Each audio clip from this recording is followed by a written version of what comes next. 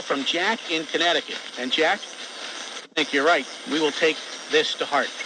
Listen to what Jack writes. He says, why can't you have the screener lay down the rule to be enforced by you that once we find out Mike Hargrove is doing well tonight, further questions on the subject of his health are banned?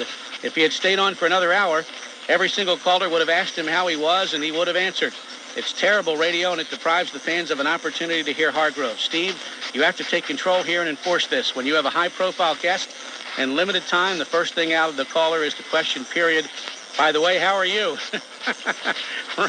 Writes Jack. Jack, I just slapped myself on the wrist because you're right. You're exactly right. You know, that is a pet peeve of mine, and we don't ban you from coming on the air and saying, how you doing, Steve? Nice show. But it really does waste time. We're fine. You're fine. We don't need to know how each other's doing. We're here to talk about sports. And you're exactly right. And we should, and we will, I promise, in the future, do a better job on that when we have a high-profile guest like Mike Hargrove, so we can get as many calls on and people want to hear what he has to say. You're exactly right.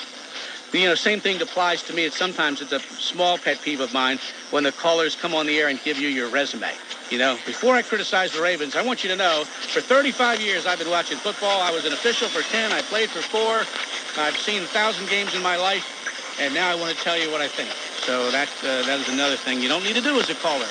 You're the fact that you're calling in and you're listening, you're entitled to come on the air and express your opinion. We don't need the resume, how you're doing, or anything.